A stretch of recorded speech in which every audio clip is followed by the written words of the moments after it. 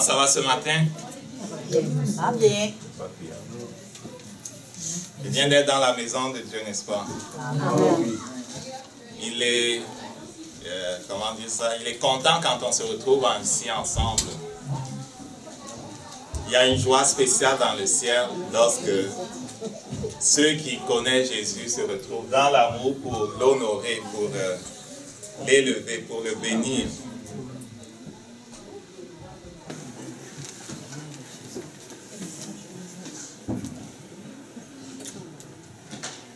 Le Père nous amène dans une dimension, en fait, qui est celle de la vie normale du chrétien.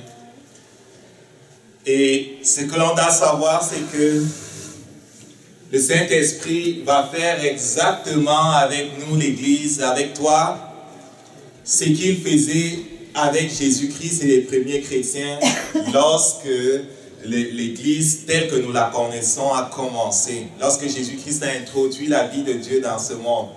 Et donc, s'il y a quelqu'un que nous devons connaître, c'est le Saint-Esprit. S'il y a quelqu'un à qui nous devons nous soumettre à tous les jours, c'est le Saint-Esprit. Ce n'est pas pour rien qu'il a fait écrire dans la parole de Dieu que ceux qui sont conduits par l'Esprit de Dieu sont fils de Dieu.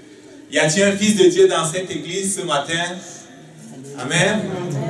Amen. Si tu es fils de Dieu, c'est parce que le Saint-Esprit a fait une œuvre dans ta vie depuis toujours pour t'attirer. Il a dit, je mettrai en vous le désir de me connaître comme Dieu. Le désir de le connaître comme Dieu a été planté en toi par le Saint-Esprit. Depuis je sais combien de temps, toi, tu connais ton témoignage, tu connais le chemin par lequel tu es passé. Et tu peux, lorsque tu regardes avec les yeux spirituels, tu peux voir sa main qui t'a accompagné, sa main qui t'a protégé. Combien de fois Satan a-t-il voulu te détruire? Le Saint-Esprit et ses anges t'ont protégé. Pourquoi?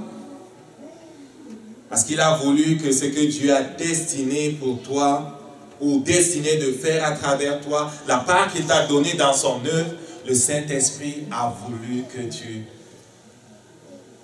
le saisisses, quoi, et que tu le fasses. Amen. Amen. Et donc, nous devons connaître qui est le Saint-Esprit.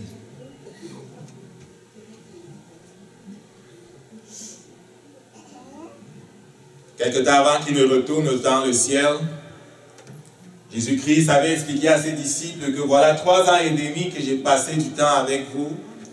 Je vous ai parlé de mon Père, je vous ai montré ce que c'est que la vie de Dieu. Je vous ai expliqué tout ce qui était dans l'Ancien Testament, qui était relatif à la promesse qui a été faite à Abraham, à Jacob, à Isaac, à Jacob, qui a été renouvelée à David, de ce que quelqu'un devait s'asseoir sur le trône. Il leur a parlé du Messie, il leur a parlé de tout ça. Quand il était en train de leur dire qu'il va partir, ils étaient dans la tristesse. Ils ne comprenaient pas comment on a passé du temps avec lui et il va partir. Qu'est-ce qui va se passer? Qu'est-ce qui va se passer puisqu'il va partir? Et Jésus-Christ commence le chapitre 14 de l'évangile de Jean, justement, en leur disant de ne pas s'inquiéter. Et il va leur introduire quelqu'un d'autre. Il va leur parler du Saint-Esprit. Il va leur dire que lorsqu'il viendra, celui-là, vous allez être capable de continuer l'œuvre que je vous ai confiée. Et Jésus-Christ a confié justement l'Église au Saint-Esprit. C'est pour ça que je dis, on ne peut pas se permettre de ne pas le connaître. On ne peut pas se permettre de le mépriser. Je me souviens lorsque, avant, je ne le connaissais pas, ou que j'entendais quelqu'un parler de ça, du coup, je savais que celui-là, il n'est pas de mon bord. Et j'étais comme répulsif par rapport à tout ce qui était Saint-Esprit. Quand quelqu'un commençait à dire Saint-Esprit, il a dit voilà encore un de ces fanatiques là. Faut pas que je me laisse prendre. Et je dénigrais tout ce qui a trait au Saint-Esprit. Et aussi longtemps que j'ai dénigré tout ce qui a trait au Saint-Esprit, je n'avais pas part. Je restais dans l'ignorance. Je continuais de ne pas comprendre. Mais je rends grâce à Dieu parce que tranquillement, il m'a attiré. Et Dieu m'a comme... je ne sais pas si c'est piégé, c'est pas piégé, mais Dieu a fait en sorte que je veux toujours lui plaire. S'il y a quelque chose qui est vrai en moi, depuis toujours que je suis petit, c'est que je veux plaire à Dieu plus qu'à vous tous. J'aime mon père naturel, j'aime ma mère naturelle. Mais si Dieu dit d'aller là-bas et que mon père et ma mère disent d'aller là-bas, je vais aller là-bas. Tu sais ça, maman, n'est-ce pas? Et c'est normal. Pourquoi? Parce qu'elle et moi, on vient de lui. Et qu'il connaît plus que nous tous. Et donc, si Dieu dit va à gauche, je vais aller à gauche. Et donc, il a mis dans mon cœur cette chose-là qui a fait que j'ai commencé à désirer lui plaire et à chercher à ce qu'il m'explique, ce que je ne comprenais pas, plutôt que de me moquer. C'est comme ça que j'ai commencé à connaître le Saint-Esprit. Ici, il dit que votre cœur ne se trouble point. Au verset 1. Que votre cœur ne se trouble pas. Ayez foi en Dieu, ayez aussi foi en moi.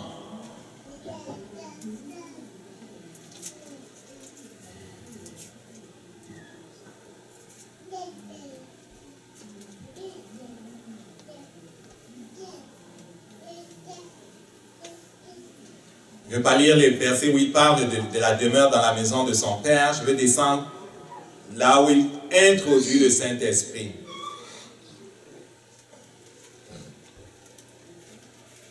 Au verset 12,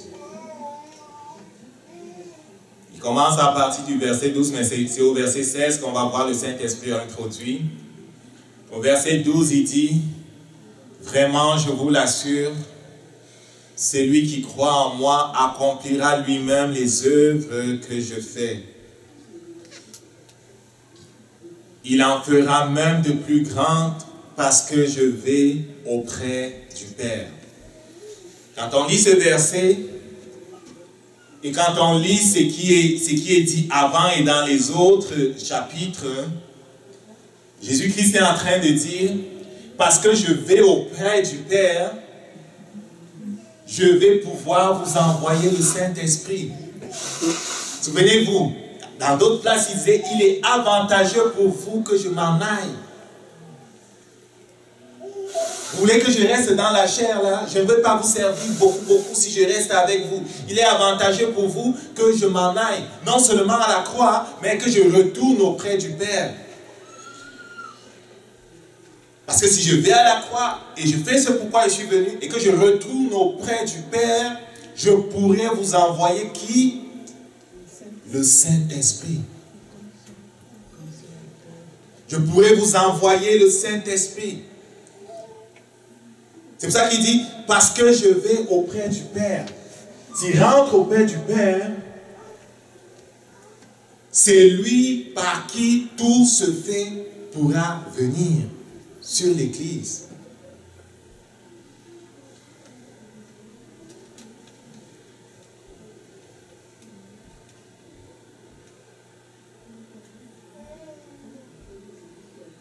Quand on lit le livre de la Genèse, on se rend compte que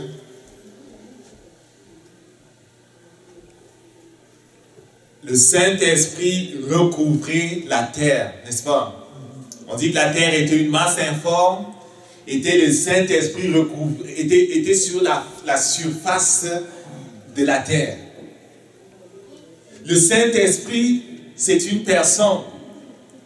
Le Saint-Esprit est avec Jésus-Christ et le Père, ceux qui ont créé les mondes. Ils ont travaillé dans une coordination parfaite et ils continuent de travailler dans une coordination parfaite. Et quand le Père veut faire n'importe quoi, il le fait en communion avec les deux autres. Jésus, la parole, le Saint-Esprit, c'est lui qui exécute, c'est lui par qui tout se passe, c'est lui sans qui Dieu ne fait rien. Et donc Dieu voulait redonner à la terre la vie. Dieu voulait amener son règne sur la terre qui était informe et couverte de ténèbres, couverte de la domination de Satan. Il a fallu que le Saint-Esprit recouvre la terre pour que Dieu prononce les paroles et que le Saint-Esprit fasse de quoi? Dieu n'aurait jamais dit que la lumière soit en l'absence du Saint-Esprit. Je veux que tu saisisses qu'il n'y a rien qui va se passer dans cette église si nous n'honorons pas le Saint-Esprit, si nous n'apprenons pas à connaître qui il est, si nous n'apprenons pas à reconnaître quand il est sur une situation et qu'il faut maintenant dire par rapport à la situation que la lumière soit, et qu'il faut maintenant dire par rapport à la situation changement. Si tu dis changement quand il n'est pas là, tu parles en l'air. Rien ne va se passer.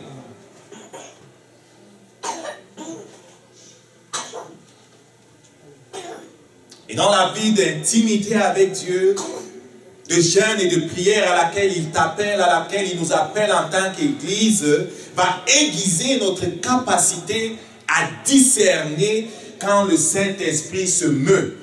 Et quand le Saint-Esprit dans ta vie privée est au-dessus d'une situation. On va apprendre le protocole de la maison de notre Dieu.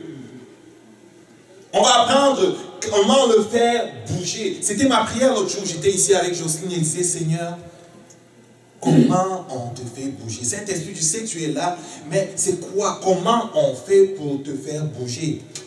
Tu es un roi, c'est sûr qu'on ne te bouge pas n'importe comment, mais comment on fait pour que tu bouges? Enseigne-nous le protocole.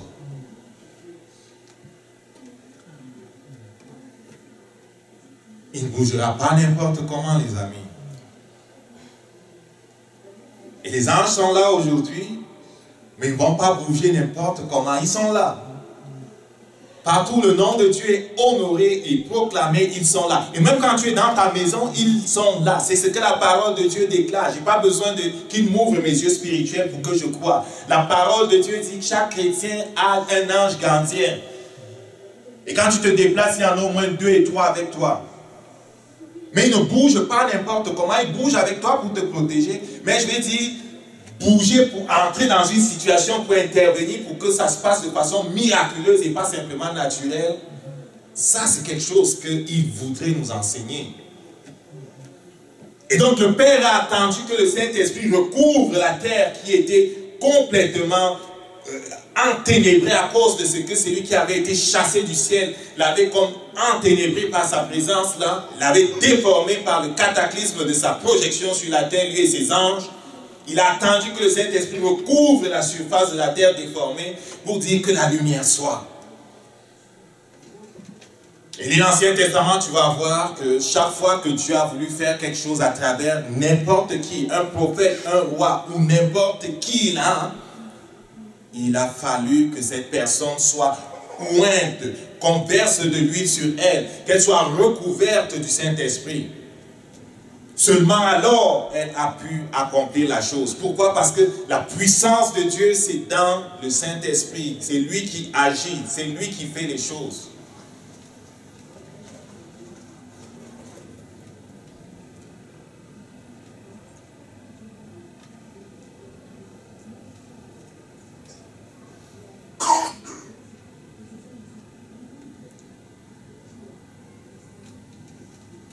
Et quand on lit ces versets, on se demande si ça s'adresse vraiment à nous. Et quoi que ce soit que vous demandez en mon nom, que vous demandiez en mon nom, je le réaliserai pour que la gloire du Père soit manifestée par le Fils.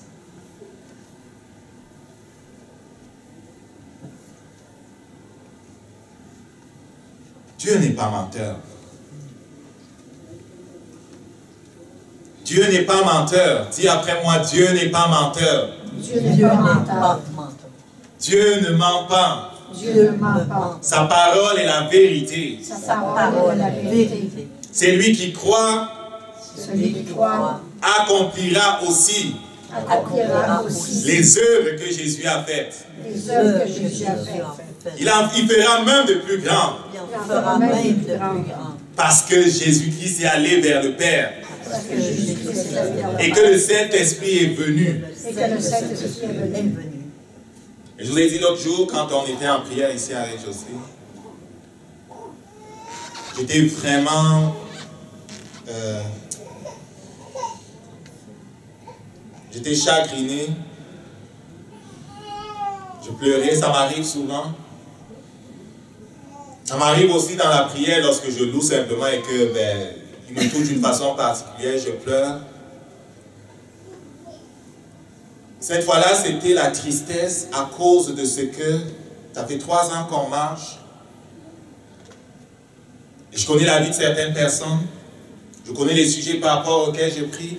Je connais ce qu'il m'a montré. C'est lui qui, ça fait plus de 8 ans maintenant, m'a montré ces choses, m'a montré que sa parole est la vérité, m'a montré que c'est dans cette direction qu'il veut voir l'Église, parce que l'Église triomphante, c'est une Église qui marche comme Jésus-Christ. On est le corps du Christ.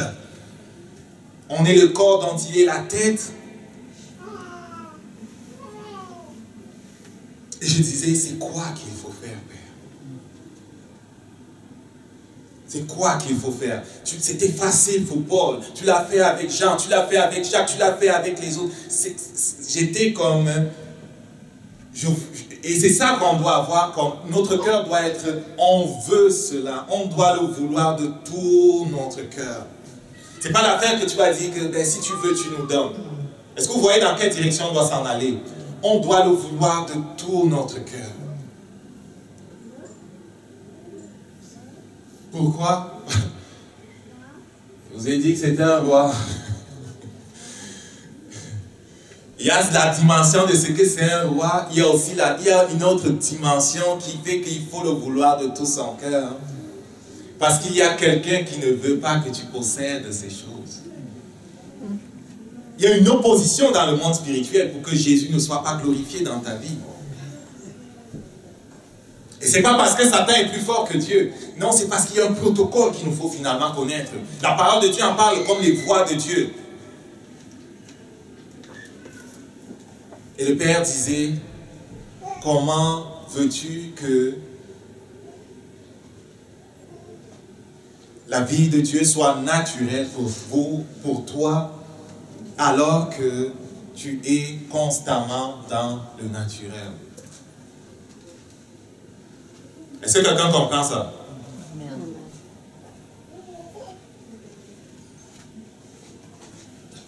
Il y a quelqu'un qui parle plus d'une langue ici? Tu parles plus d'une langue? Oui? Ok.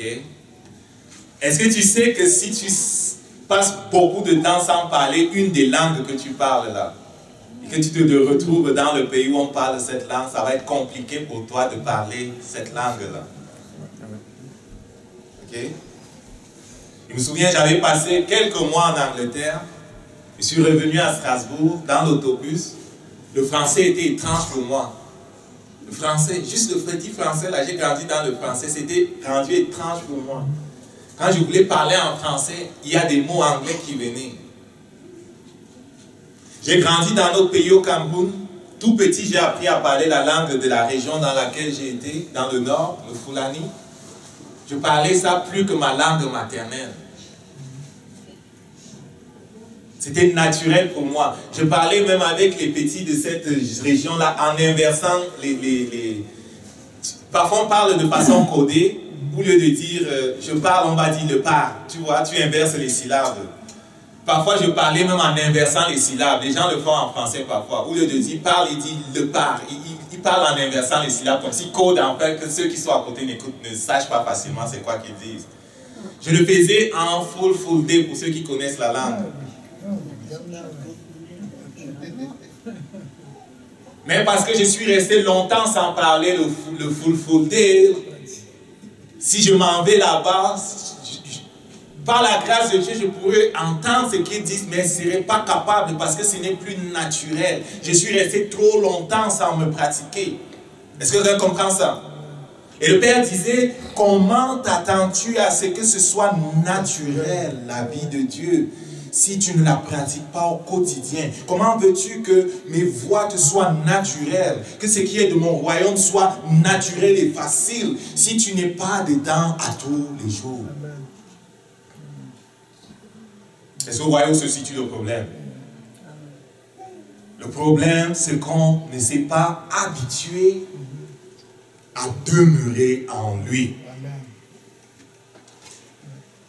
Le Saint-Esprit qu'il nous donne va nous apprendre à demeurer en lui. Et ces versets qui nous paraissent comme juste bons pour Paul et Pierre, et les Kénétagiens, et je ne sais plus qui d'autre encore, vont tranquillement devenir une réalité dans nos vies aussi. Parce que s'il y a quelque chose avec laquelle on doit être d'accord, c'est ce que Dieu a dit. Et ici, il semble dire que c'est pour tout le monde. C'est vrai? C'est vrai? Amen. Suzanne, c'est comme si tu n'es pas sûre. Oh oui, mais je trouve que c'est beaucoup. En tout cas, et donc peut-être le Saint-Esprit va amener certains parmi vous à camper sur ce verset pendant des mois et à pleurer devant le Père avec ce verset.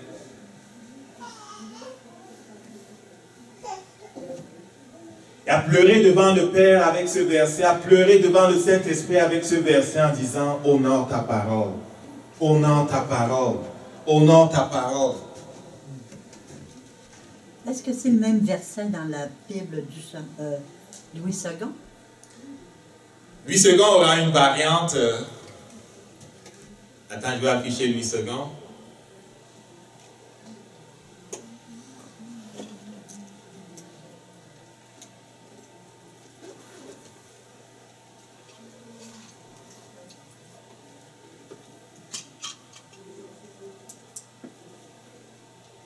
C'est verset 14, c'est ça? 12. Le Chapitre 14, verset 12. En vérité, je vous le dis, celui qui croit en moi fera aussi les œuvres que je fais. Il en fera même de plus grandes parce que je vais vers mon Père. C'est la seconde 21. C'est à peu près la même chose. Donc le Saint-Esprit qui vient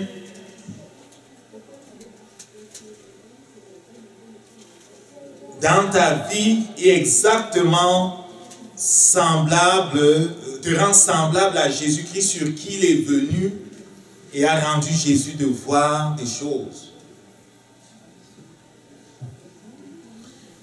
Et j'étais en train de dire que il nous faut prier. Il nous faut prier pas comme on prie, comme si, oh si tu veux tu le fais, si tu veux pas tu le fais pas. Il nous faut prier en comprenant que la prière dans laquelle on entre là ne sera pas en train de changer Dieu, mais sera en train de nous changer nous. Et Dieu de plus en plus m'apprend à voir la prière comme une activité qui me permet de me déplacer dans le monde spirituel, qui me permet de déplacer les choses dans le monde spirituel. Je ne déplace pas Dieu, je me déplace moi et je déplace les choses dans le monde spirituel. C'est pour ça que parfois en priant, je ferme les yeux. C'est pour ça que parfois en priant, j'imagine le mouvement des choses dans le monde spirituel. Et l'imagination, c'est quelque chose que Dieu nous a donné et qui a un certain lien même avec le monde spirituel. Et quand tu le fais par la foi, cela se fait. Parce qu'il en sera toujours selon notre foi. Et donc, quand on voit ce verset et qu'on a envie de dire, ce n'est que pour Pierre et Paul, le Saint-Esprit disait, non, utilise-le pour prier. Utilise-le pour intercéder. Utilise-le pour t'approcher du Saint-Esprit, sachant que le Saint-Esprit veut le faire pour vous mieux que vous. Et tranquillement, il va nous déplacer.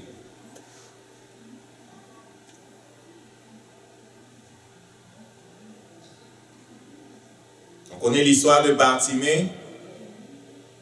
Jésus-Christ entre à Jéricho avec ses disciples. Bartimée sait combien d'autres aveugles ou malades sont sur le bord du chemin. Jésus-Christ ne s'arrête pas. Est-ce que tu sais que Jésus-Christ ne s'est pas arrêté? La route était peut-être large. Jésus-Christ avait un programme chargé. Il devait aller chez Zachée, je pense. Il allait vite là. Est-ce que tu comprends ça? Amen. C'est l'initiative de Bartimée qui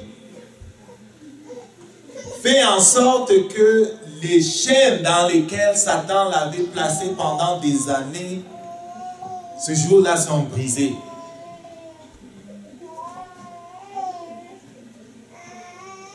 Est-ce que Dieu avait décrété dans le ciel que c'était son jour?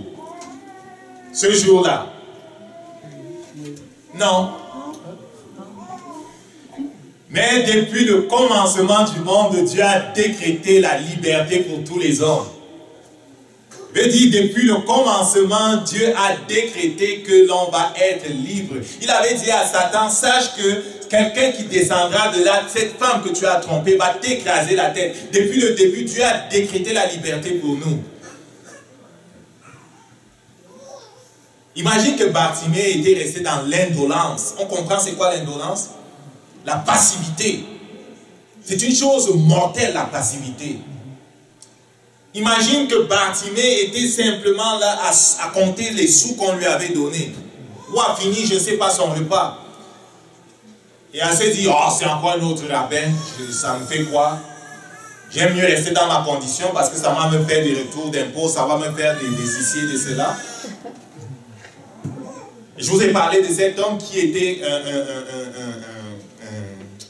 il avait fait la guerre, il était revenu de la guerre et puis il était maintenant en chaise roulante parce qu'il ne marchait pas bien. Il avait maintenant une pension parce qu'il était handicapé, je ne sais plus quoi là. On a prié pour lui, il a été guéri. Et quand il se lève, il dit, je n'ai que 51 ans. Je vais être obligé de remettre ma carte de parking parce que j'ai droit au parking pour handicapé. Je vais être obligé de retourner ma carte d'handicapé. On va me couper tous les avantages que j'ai en tant qu'handicapé. À 51 ans, je vais être obligé de me retrouver un emploi. Redonne-moi mon... Il a dit, non, je préfère ma condition. Et il s'est assis dans son fauteuil. Et il a continué à rouler avec son fauteuil. Il a perdu sa guérison le soir ou le lendemain.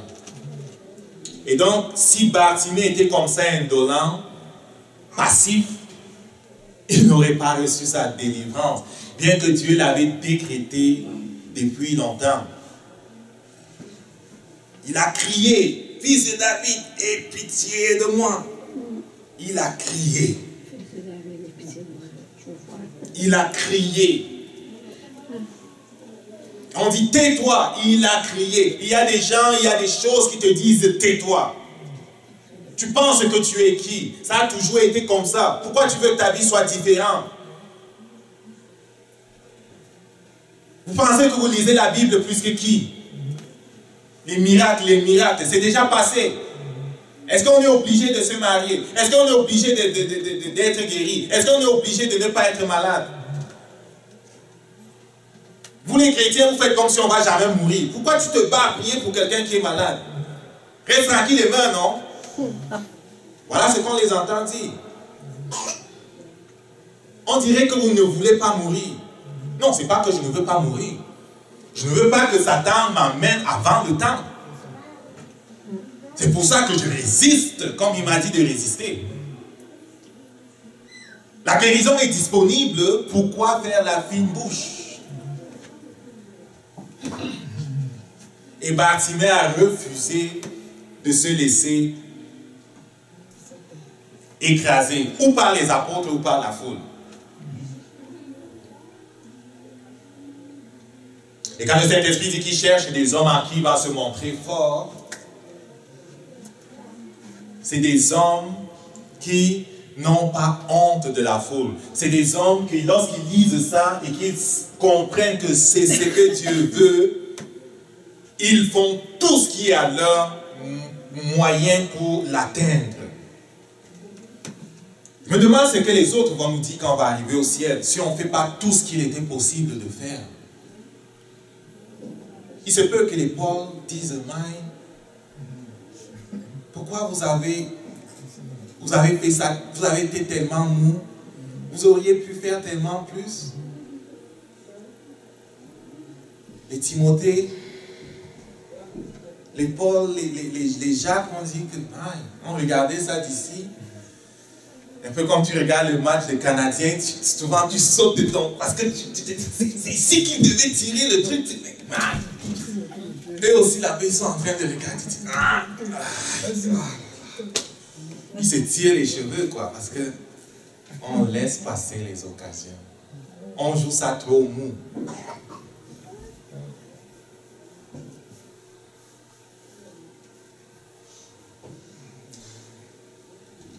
Et donc, Bartimée a refusé de jouer ça mot.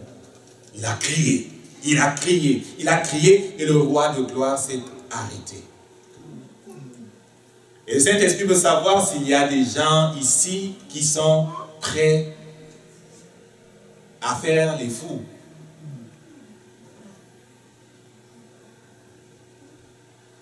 Ce n'est pas qu'il ne nous a pas au programme. S'il y a quelque chose qui est vrai dans le monde naturel et qui est également vrai dans le monde spirituel, c'est que si tu donnes à quelqu'un quelque chose qui a de la valeur et qui n'est pas conscient de la valeur de ce que tu lui donnes, il n'en fera rien.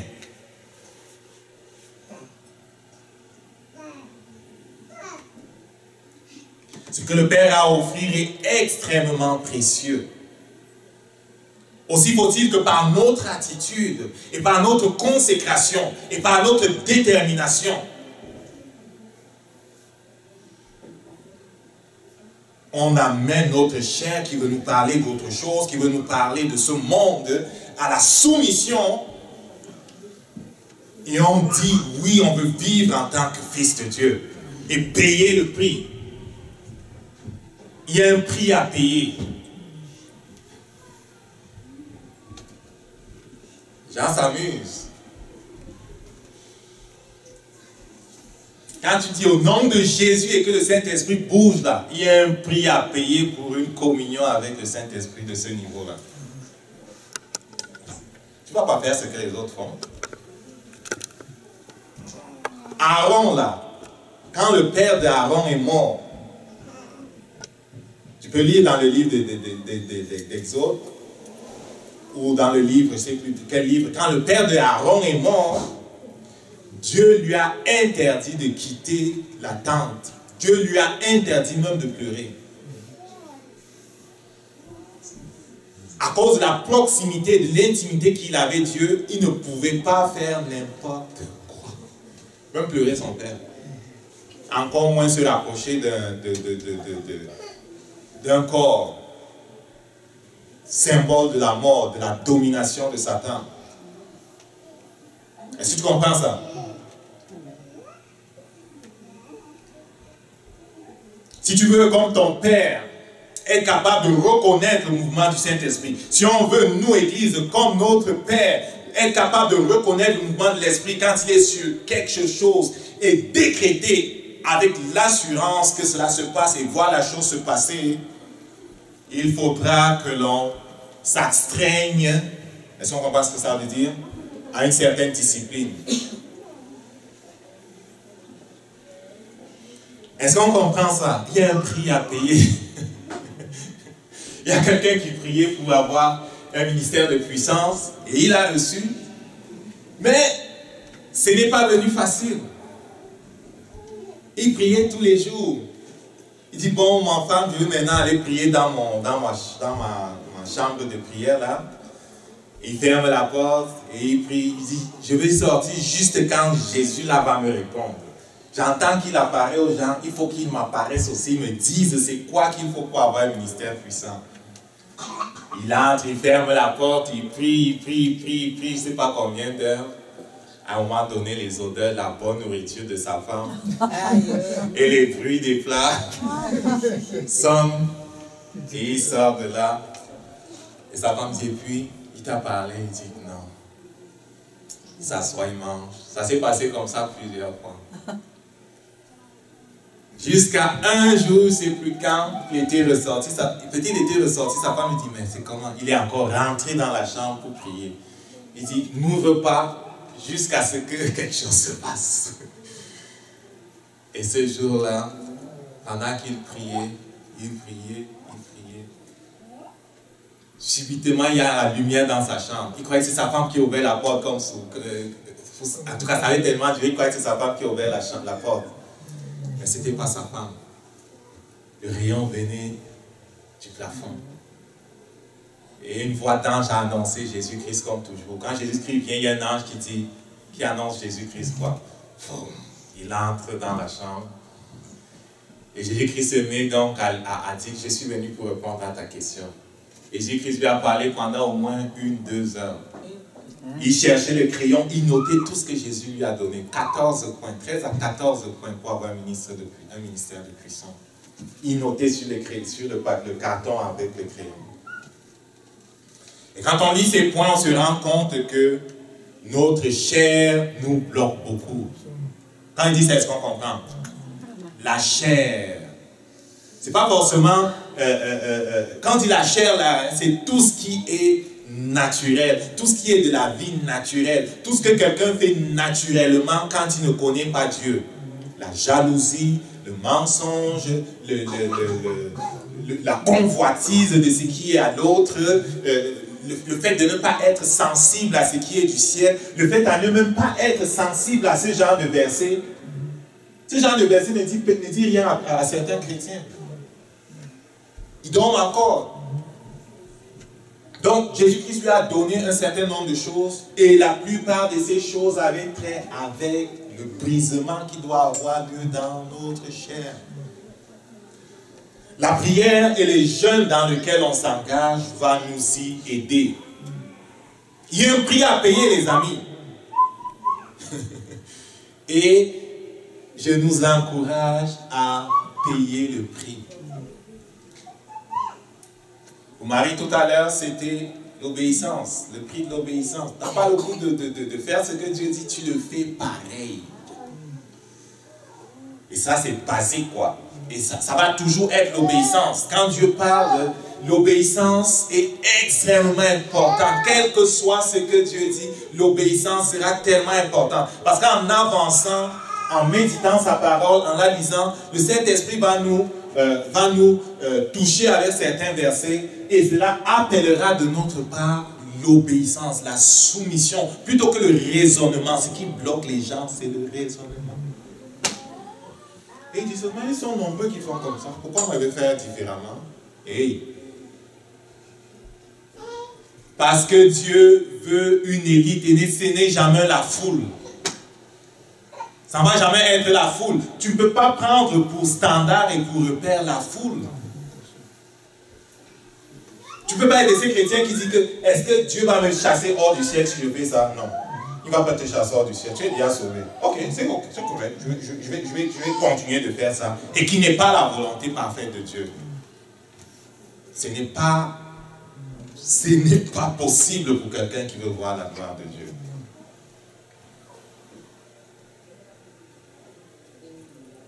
Le Saint-Esprit qui vient ne tolère pas la désobéissance. C'est être rebelle que de désobéir à la volonté connue de Dieu. Est-ce qu'on comprend ça? Quand il dit ça, on ne comprend pas. Hein? Quand Dieu te révèle quelque chose et que tu passes du temps à bosser et à faire ce que tu veux, tu ne seras pas capable de reconnaître le mouvement du Saint-Esprit. Et quand tu vas dire au nom de Jésus, les démons là vont rire. Ils vont rire. Délivrance là, oublie ça. Tu vas te fatiguer comme les prophètes de Baal. Ils vont seulement rester là comme ça. Au nom de Jésus, sors. Prophète de Baal, pourquoi? Parce que tu as désobéi à Dieu. Tu es indolent, sans te dire. Puissions-nous être cette année une église qui désire de tout son cœur voir la gloire de Dieu. Amen. Amen. Qui désire de tout son cœur porter du fruit. Et la gloire de Dieu que je veux voir, je veux la voir dans vos vies. Je veux vous voir posséder le royaume. Je veux vous voir posséder ce qu'il a dit. Je veux vous voir porter une joie et amener ici des témoignages à cause de ce que Dieu fait avec vous, à cause de ce qu'il fait dans vos vies. Amen. Et ce n'est pas encore, pas parce que Dieu ne l'a pas décrété, ce n'est pas encore parce qu'il y a une grande part qu'on a négligée. Priez selon le protocole, priez avec autorité, priez même ensemble et avancer dans la sainteté. On va se lever debout. On va se lever debout et se consacrer à nouveau à Dieu. On a chanté au début de l'église de la louange là qu'on veut voir sa gloire. Amen. Est-ce que tu veux voir la gloire de Dieu? Amen. Quand on parle de voir la gloire de Dieu, là, les gens ne comprennent pas. Écoute là, je veux voir Monique retrouver la vue. Amen. Amen. Je veux voir ceux qui n'ont pas d'époux ici là et qui rêvent d'un époux, s'ils n'ont pas les dons de célibat. Ne pas être frustrés dans leur vie sentimentale.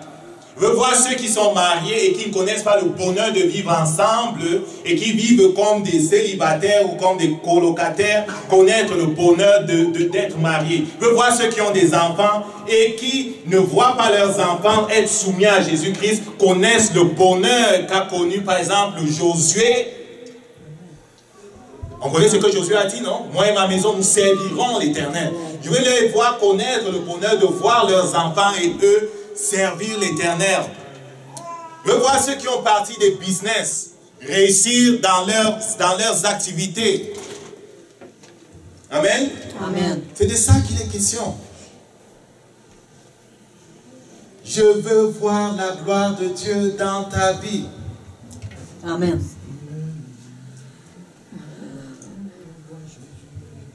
Crie vers Dieu, crie à Dieu maintenant. Peut-être pendant le passé, ce genre de verset qu'on a avisé là ne te disait rien. Quand les choses de Dieu ne te disent rien là, c'est dangereux. C'est que tu es peut-être trop rempli du monde. Quand ce qui est de Dieu ne te dit rien, c'est que tu es peut-être trop rempli du monde. Et tu dois pleurer que Dieu te décharge du monde et te remplisse enfin de lui. Crie à Dieu maintenant là. Souviens-toi de Bartimée. Ne sois pas passif, crie à Dieu, dis tu veux voir un changement dans ta vie. C'est terrible si on arrive au ciel et Paul et les autres disent, mais pourquoi vous avez joué ça mot comme ça là? Oh Saint-Esprit, on crie à toi. On crie à toi, Seigneur. On crie à toi comme Bartimée. On veut voir ta gloire, Saint-Esprit. On veut voir ta gloire. On veut connaître tes voies. On veut être enseigné. On veut connaître le protocole. On veut connaître les choses à faire. On veut, Seigneur, par ta grâce, soumettre la chair. Soumettre la chair. Soumettre la chair. Soumettre la chair. Oh Saint-Esprit, aide-nous. La grâce de l'obéissance. Donne-nous la grâce de l'obéissance. Donne-nous la grâce de l'obéissance. Donne-nous la grâce, Seigneur, d'être sensible à ce qui est dans, ce qui vient de toi. Donne-nous la grâce d'être insensible à toutes les propositions de l'ennemi. Donne-nous la grâce de marcher dans la sainteté. La grâce de t'honorer par nos vies à chaque jour. Oh Père, nous voulons voir ta gloire. Nous te prions. Te prions. Brise tout ce qui n'est pas de toi. Ouvre nos yeux. Ouvre nos oreilles. Emmène-nous dans notre héritage. Saint-Esprit de Dieu, je puisse Saint-Esprit de Dieu, Saint-Esprit de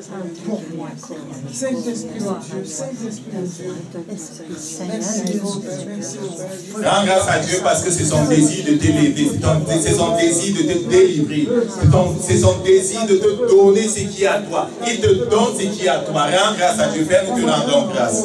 C'est ton désir de nous élever, c'est ton désir de nous délivrer, ton désir de te glorifier dans nos vies. Tu es glorifié lorsque nous portons beaucoup de fruits. Te rends grâce, Seigneur, parce que tu transformes les finances des uns et des autres. Te rends grâce parce que tu transformes la vie sentimentale de mon frère, de ma soeur. Te rends grâce parce que tu accordes à celui qui cherche à posséder, tu accordes, Seigneur, la grâce, tu accordes ce que tu as déjà donné. Merci pour tes anges, merci pour l'œuvre qu'ils font au milieu de nous. Merci pour ta fidélité, Père. Nous nous recommandons à toi pour cette semaine. Merci pour la grâce de rendre témoignage partout où tu nous envoies de qui tu es, avec enthousiasme, Seigneur, afin que ceux et celles que nous rencontrons connaissent enfin la vie. Que ton nom soit sanctifié, Père. Au nom de Jésus. Amen.